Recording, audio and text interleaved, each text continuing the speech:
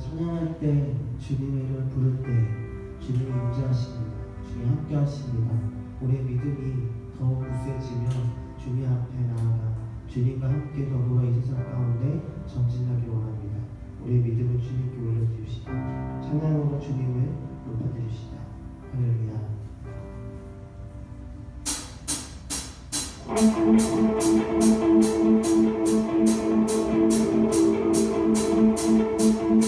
모든 것을 할 수 있네 나의 힘 대신 능력의 주로 인해 Nothing impossible 터지고 눈먼 뜨면 말을 하네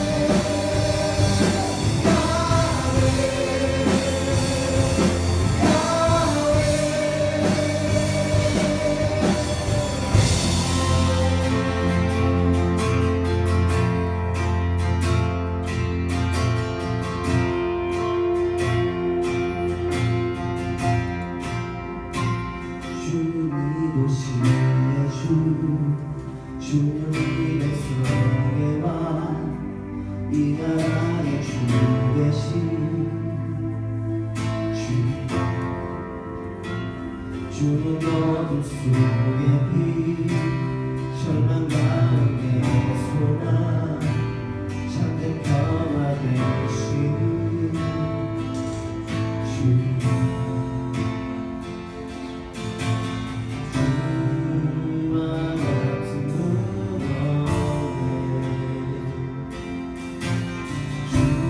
주와 같은 분 주와 같은 분에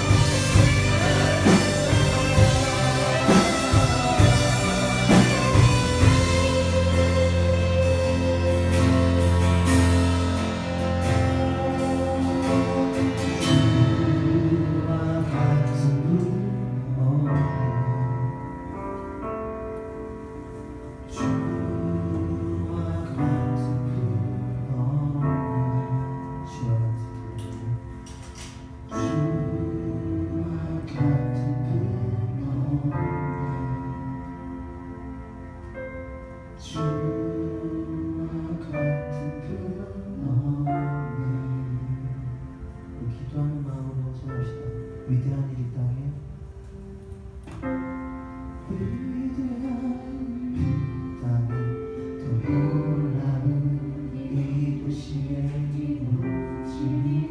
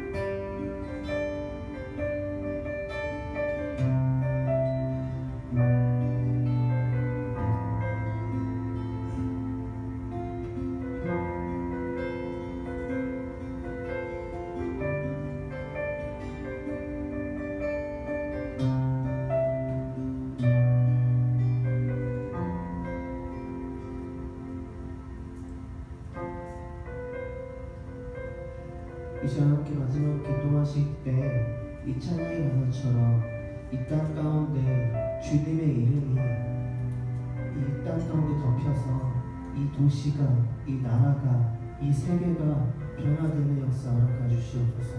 주님의 위대하신 일, 선하신 그 계획 가운데 하나님, 우리가 이 찬양을 통해서 이 시간 이 땅 가운데 선포했습니다. 주님의 이름, 바로 그 야훼의 그 이름을 이 땅 가운데 선포했습니다. 하나님, 이 도시가 주님의 주권 아래 있고 주님이 살아계시고 또 우리의 주인 되심을 인정하는 그런 날이 속히 오기를 간절히 기대합니다. 이 땅 가운데 하나님의 이름이, 하나님의 주권이 다시 한번 회복되어 주시옵소서. 우리 마지막으로 함께 이 땅을 선포하시면서 주님의 이름 높이면서 함께 기도했으면 좋겠습니다. 기도하겠습니다. 주님의 이름이 이 땅 가운데 일할 때 정말 위대하시고 놀라운 일이 있습니다. 하나님, 주님의 이름이 이 땅 가운데 회복되게 하여 주시옵소서. 하나님, 주의 이름이 이 땅 가운데 회복되게 하여 주시옵소서. 하나님, 우리가 주의 이름을 선포합니다. 주님이 홀로 나가 주시옵소서. 주님이 살아계시고 우리 주의 계심을 다시 한번 인정합니다. 이 땅이 그렇게 인정하기를 소원합니다.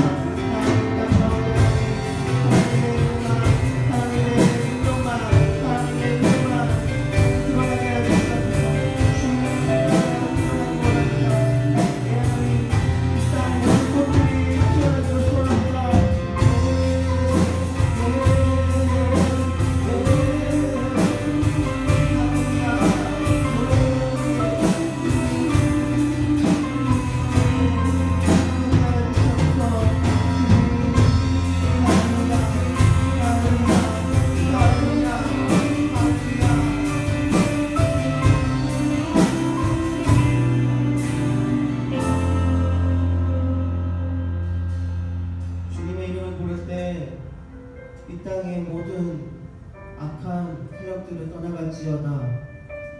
정말 위대하니 주께서 선하신 계획을 품고 있는 주님의 그 계획 아래, 그 섭리 아래 이 땅이 흔들리고 정말 주님 앞에 굴복하는 그런 날이 오기를 원합니다. 그래서 하나님, 주님의 이름이 이 땅을 덮을 때 모든 꽃들이 피어나며 하나님을 찬양하기를 원합니다. 하나님의 이름, 바로 그 여호와의 이름을 더 높이는 우리들 되게 해주시옵소서. 우리의 찬양을 받으시고 또 우리의 예배를 받으신 주님 찬양합니다. 경배합니다. 주님의 이름만 드러나는 우리 모든 시간마다 되게 해주시옵소서. 감사드립니다.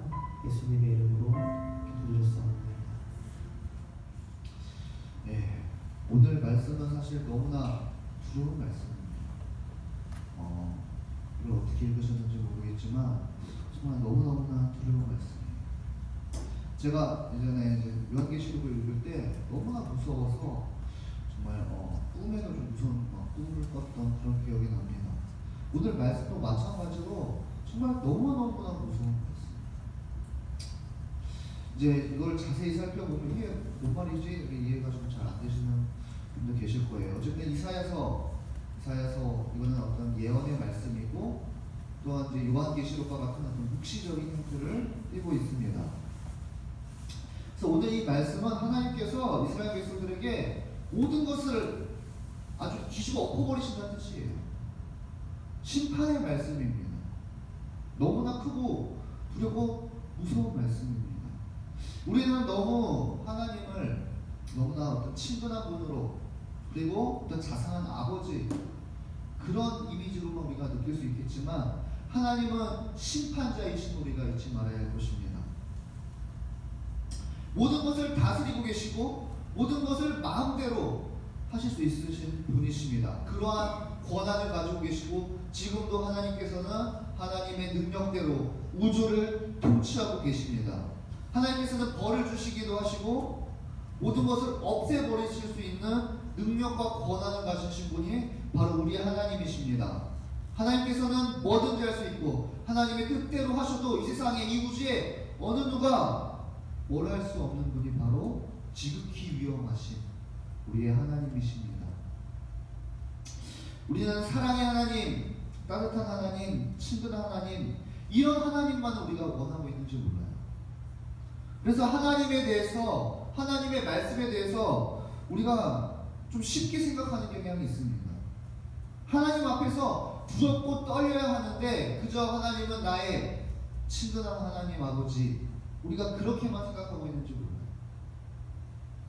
하나님을 우리가 경외한다고 했을 때 경외라는 것은 너무나 무섭고 떨린다는 의미가 있습니다. 너무나 무섭고 떨려, 그렇게 떨리고 그렇게 너무나 무서울 정도로 하나님을 경배하고 위대하게 높여드리는 것이 바로 경외한다는 거예요. 이스라엘 백성들도 하나님을 두려워하지 않았습니다. 그래서 하나님 앞에서 많은 죄를 짓고 있었습니다. 하나님의 뜻을 따르지 않는 이스라엘 백성들은 한 가지 큰 특징이 있습니다. 바로 무질서해진다는 거예요. 하나님을 따르지 않는 사람들은 자기의 소견에 옳은 대로 결국에는 모든 것이 무질서해져 버립니다. 하나님께서는 하나님의 말씀대로 이 세상을 창조하시고 하나님께서는 하나님의 말씀대로 이 세상을 지금도 다스리고 계십니다. 하나님의 말씀이라는 것은 곧 진리를 말하는 것입니다. 그래서 진리로 하나님께서는 이 세상을 창조하고 계시고 창조하셨고 진리로 이 세상을 다스리고 계십니다. 그래서 하나님께서 이 진리로 창조하신 이 세상을 바라볼 때에 이 세상은, 이 우주는 모든 것이 아주 너무나 조화롭고 질서 정연합니다. 그래서 여러 가지 과학자들, 수학자들, 그런 여러 과학자들과 수학자들 이 세상을 바라볼 때, 이 세상을 보고 연구를 할 때 너무나 조화로워서 모든 것을 수학 기호로 이렇게 나타내는 그런 것을 우리가 공부했던 기억이 있을 것입니다. 모두가 너무나 잘 맞물려 있어서 마치 톱니바퀴처럼 맞물려 이렇게 질서가 있는 것을 우리가 공부를 조금만 해봐도 알 수가 있습니다. 그래서 이 세상의 모든 것이 정말 수학 공식처럼 너무나 질서 있습니다. 하나님께서는 그렇게 창조하셨어요. 질서와 조화롭게 이 세상을 창조하셨습니다. 우리 우주라는 의미, 코스모스라는 의미가 있어요. 단어가 있어요. 그것은 바로 하나님께서 이 우주를 너무나 조화롭고 질서 정연하게 창조하셨다는 것을 의미합니다. 저는 이제 수학은 잘 모르지만 이제 과학에는 이제 관심이 있어서 여러 가지 책도 보고 글도 보고 또 이제 인터넷에 영상도 이렇게 찾아보는데 이제 여러 가지 이제 지금도 해결되지 않은 수학 여러 가지 공식들이 있는데 그 중에 리만 가설이 있습니다. 그래서 리만이라는 수학자가 이제 소수를 연구를 한 거죠. 소수를 쭉 나열했을 때 뭔가 규칙이 있지 않을까, 그 안에서 뭔가 공통점이 있지 않을까라고 이렇게 쭉 이렇게 써봤더니 특별히 공통점과 규칙이 이렇게 나타나지는 않아요. 하지만 그것도 계속 연구하다 보니까 결국에는 그 소수, 불규칙해 보이는 그 소수에도 나름의 패턴이 있고 그 패턴이 이제 어떠한 공식으로 나타나고 그 공식이 양자역학의 패턴과 너무나 일치한다는 것을 알 수가 있습니다. 그래서 또 이런 숫자, 소수에서 나타나는 그 패턴과 또 물리에서 나타나는 그 양자역학의 그 공식, 이것이 우연의 일치가 이게 너무나 일치한다는 것이 너무나 단순한 우연이 아니라는 것을 우리가 알 수가 있습니다. 그래서 수학의 세계와 물리의 세계도 이렇게 연결되어 있다는 것을 알려주는 증거가 됩니다. 그래서 이게 공식은 나왔지만 이것이 어떻게 증명이 되지 못했어요. 이 세상의 모든 것을 수학 공식으로 나타낼 수 있을 만큼 하나님은 이 우주를 질서 있고 조화롭게 창조하시고 지금도 운영하고 계세요. 달의 크기와 지구의 크기의 관계도 조금 달의 질량과 지구의 질량 그 거리가 조금만 가까워도 서로 만유의 인력 때문에 서로 부딪히거나 아니면 나가 떨어져 버립니다. 그리고 계기 월식과 같은 경우에도 태양과 지구와 달의 그게 야금한 차이가 있어도 그게 조화롭지가 못해요. 하나님께서는 이 만물을 너무나 하나님의 질서대로 조화롭게 창조하셨습니다. 그래서 하나님께서는 이 자연 우주뿐만 아니라 우리 한 사람 한 사람도 너무나 질서 있게 조화롭게 창조하셨습니다. 모두가 다르게 창조하셨고 그 다르게 창조하신 것은 서로가 서로 하나가 되어서 조화롭게 하나님께서는 창조하셨습니다.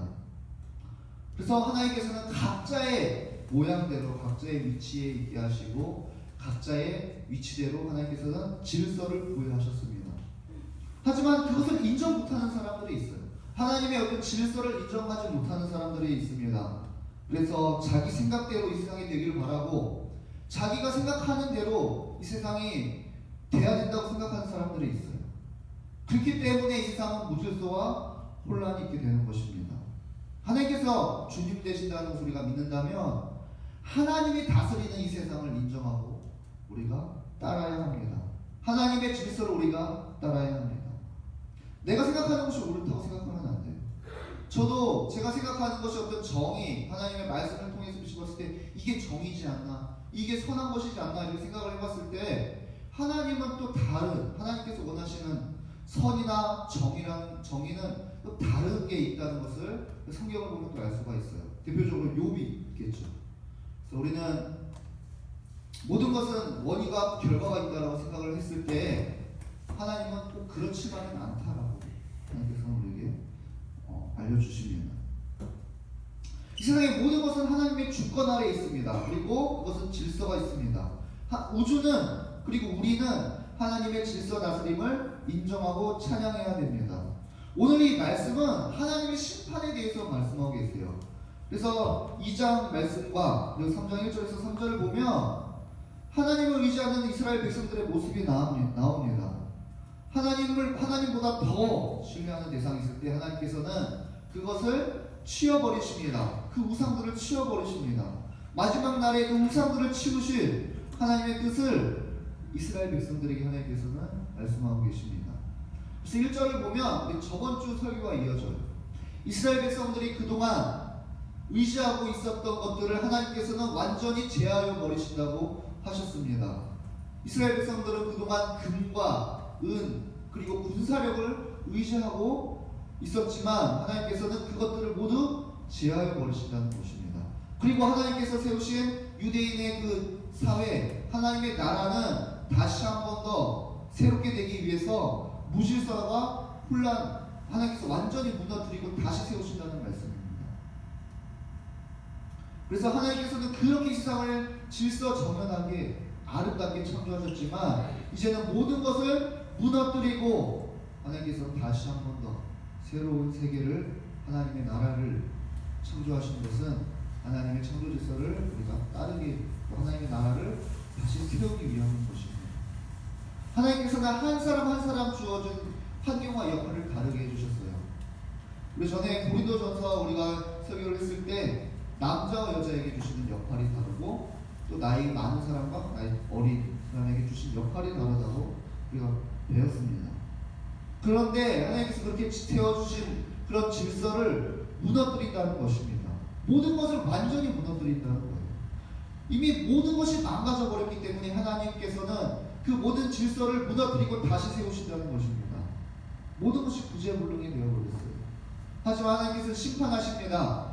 하나님의 창조하신 그 질서를 이제는 완전 무너뜨리고 새롭게 세우신다는 말씀입니다. 오늘 보면 6절부터 보면 정말 속된 말로 개판이에요. 어린애가 국가의 통치자가 되고 어린 아이들이 고위 관리가 되고 또 어린 아이들이 어른들 한 나라를 학대하고 또 여기서 여자가 통치자가 된다고 오늘 말씀하십니다. 그것은 하나님께서 세우신 질서를 완전히 무너뜨린다는 거예요. 그리고 하나님께서는 이 나라를 다시 세우신다는 것입니다. 이렇게 하나님께서 경고하시며 심판하신 이유가 무엇일까? 바로 8절과 9절을 보면 알 수가 있습니다. 언어와 행위가 하나님을 거역하며 죄를 말해주고 숨기지 못해 소돔과 같다라고 말씀하고 계십니다. 하나님의 자녀들이, 하나님의 백성들이 하나님을 거역했기 때문에 하나님께서는 이제 더 이상 그들을 다시는 바라보지 못하고 그들에게 다시는 소망하지 못하고 심판하신다는 말씀을 주시는 것입니다. 이 말씀은 이방인들에게 주시는 말씀이 아니에요.